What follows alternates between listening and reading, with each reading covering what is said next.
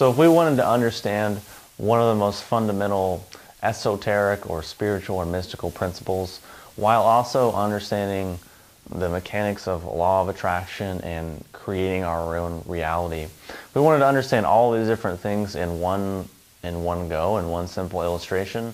How would we do that? And is that even possible?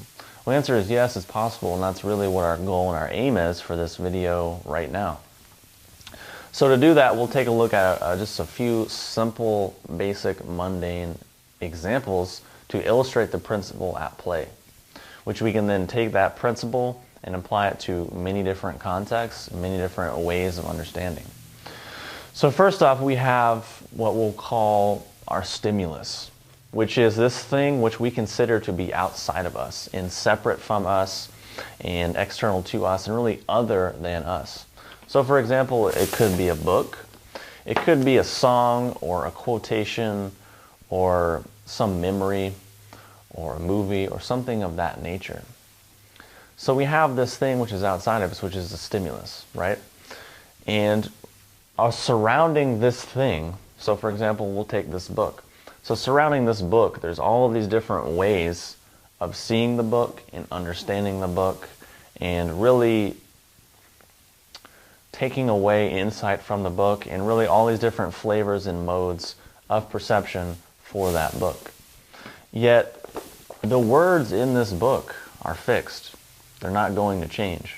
Once they are printed on this page, the words themselves, this separate external book, is more or less fixed. And if I read this book today, if I give it to you tomorrow, we're going to be reading the same words. The words meaning the actual physical things on the page, not necessarily our meaning or the things we're taking away from that. So basically we can see that this thing is inherently fixed and is not really going to change. But let's say I read this today and I understand it down around here. But let's say I read it next year and I understand it up around here.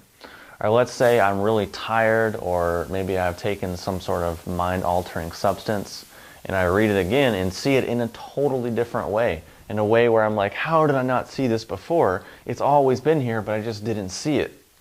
But then let's say I give it to a friend who's maybe not interested in said things, and they read it and they're like, this is the worst, most boring book I've ever read.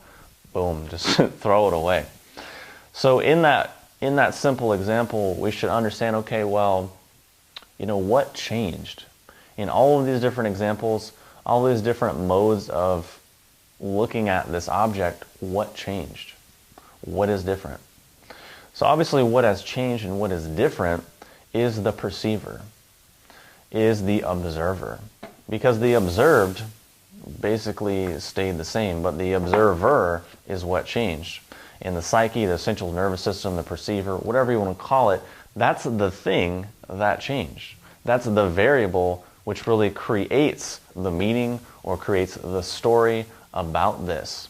And depending on all of these variables within the observer, that will determine and sort of set up the tone for what's going to be experienced from the observed. So we can ask ourselves from there, what does that mean? And what is that principle at play? And okay, maybe I understand this in this really mundane sort of example, but what about many other examples in our lives? What about our relationships?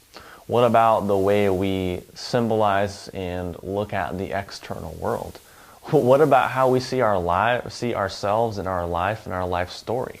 What about how we view our past and our past experiences? What can we learn from the simple principle that we've understood in this video? What can we take away from that to apply to our lives in bigger, more meaningful contexts? And really, how can we take this principle and start to understand that what we consider to be separate or external or other than ourselves really is actually the same thing. It's actually a unity. It's actually one and the same process. Because depending on how the observer sees the observed, that will determine what the observed quote-unquote is. Which, we'll try to keep this in a very simple way because we can really go really far off and really outside the context of the video, getting into semantics and all these different things. But really the point of this video isn't for me to spoon feed you or tell you X, Y, or Z, or tell you this is the truth and this is the fiction and blah, blah, blah. That's not really the point. That's not really what I'm here to do.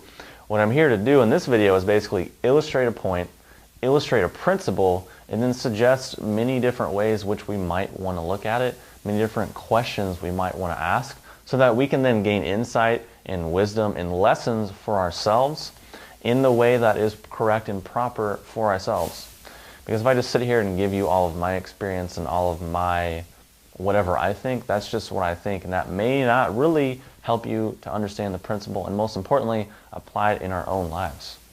So again, we've understood the stimulus, we've understood all the different modes of perception, and really understanding that what we considered separate and external and other is actually one and the same and unified with the internal, with the observer. I mean, the observer and the observed are actually one and the same thing.